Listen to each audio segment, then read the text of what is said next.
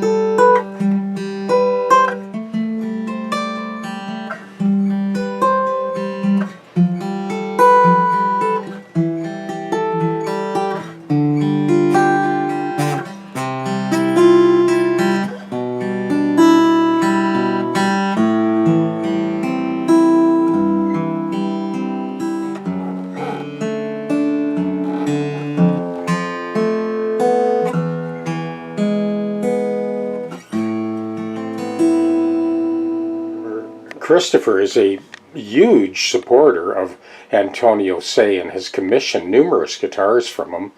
This is Carpathian Elm, back and sides. You'll see lots more of this guitar as we move along, but I wanted to just bring you into the loop of where I am right now.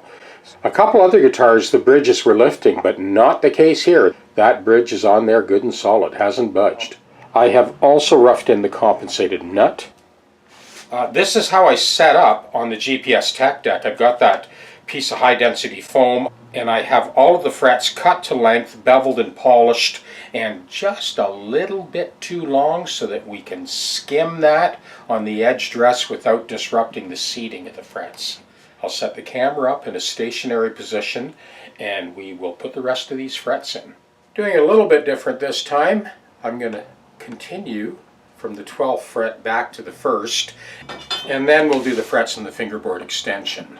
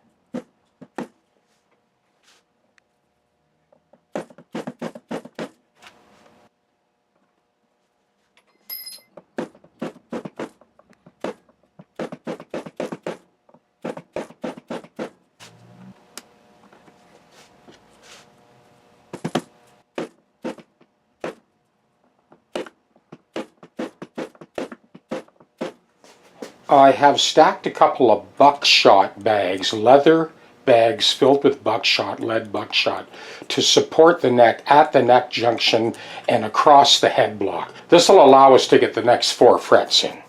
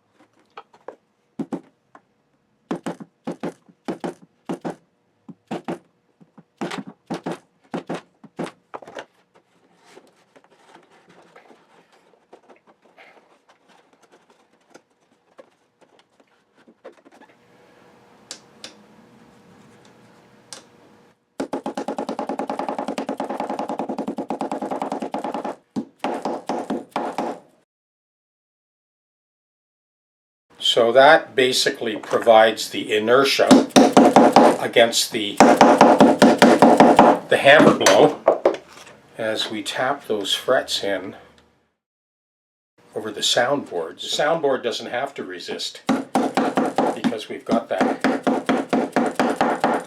buckshot bag in there.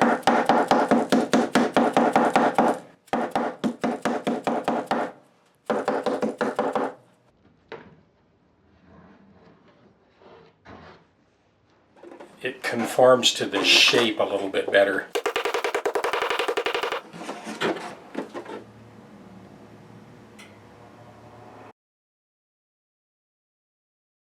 Before I make this cut, I'm just going to take this out and show you. This, by the way, is the indexing pin. This comes with the kit. So this is a CNC template of the Bosch Colt router base. That's your indexing pin. Long before you flick the switch on the router, you know exactly where you start, where you stop, and the trajectory of the cut. In order to intonate this properly, the focal point on the saddle needs to move back towards the bridge pins. Now, as it turns out, there's actually, it looks like a little mahogany shim in there. So we're going to start by just making a clean sweep and cleaning this up.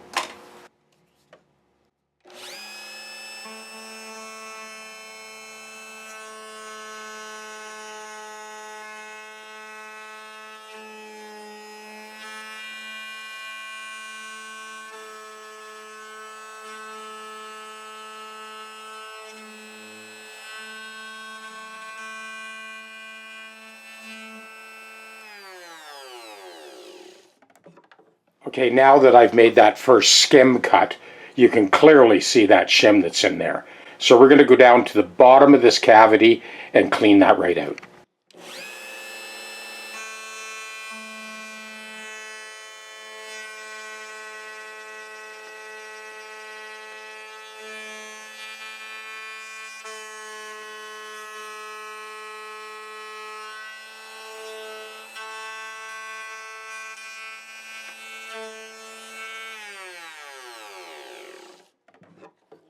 Further.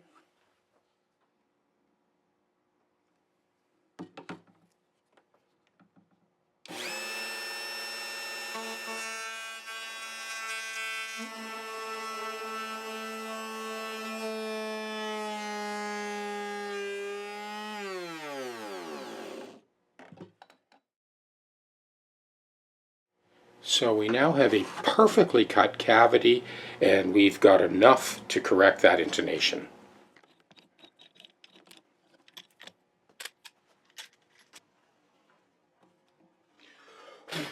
This is where the action ended up on the bass side, a far cry from what it was. And this is that Carpathian elm. This is the action on the treble side.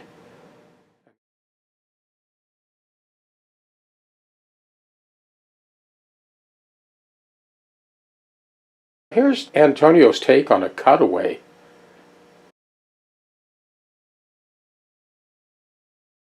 Ended up doing a reverse cantilevered saddle on this one because we ran out of room to intonate on the low E. It needed to move back towards the pins. Same with the A, same with the D. And the B string as well needed to come back beyond the confines of that original saddle slot. In order to get this guitar completely stabilized, that's what we needed to do. This bridge is on there good and solid. That's the original finish. I suppose I could have filled the slot and then recut a new slot. Then I'd end up having to sand the finish down, and I wanted to leave it as original as possible. Because everything is intact, I didn't want to remove the bridge or remove the finish from the bridge, so doing this reverse cantilevered saddle let me get away with that. And this is the compensated nut. These are the new frets. All the correction on the fingerboard was done, and luckily this time we did not lose any inlay. There were discrepancies along the length of the neck on the treble side from the first fret to the fifth, and I really needed to spot it in multiple directions to get the lay of the neck perfect, but it is perfect. And what a dream this guitar is to play. So let's have a look at the back side.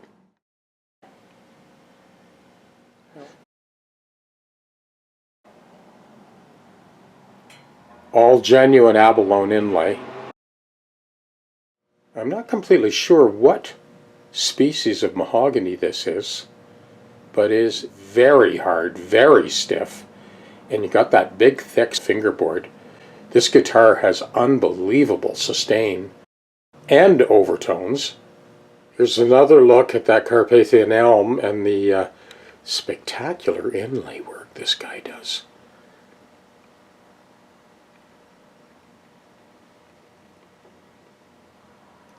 There's the cutaway detail.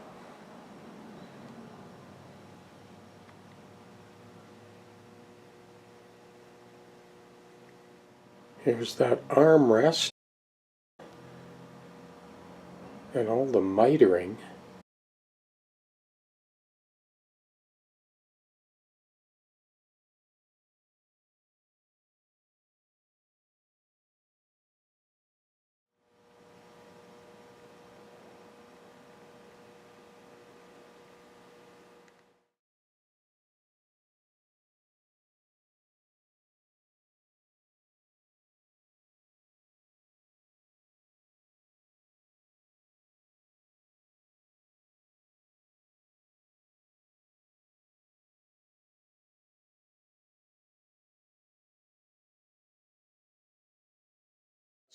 Let's go take a listen.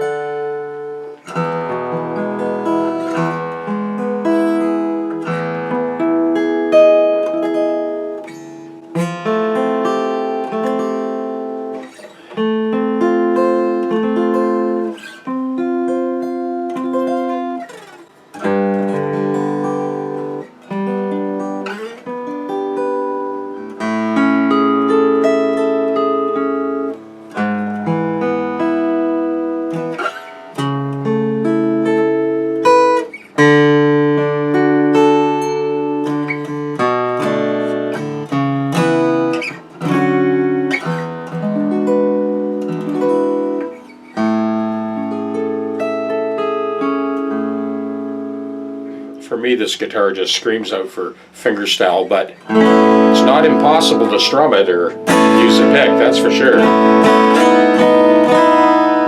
If you listen to the overtones, are just sparkling off of this thing.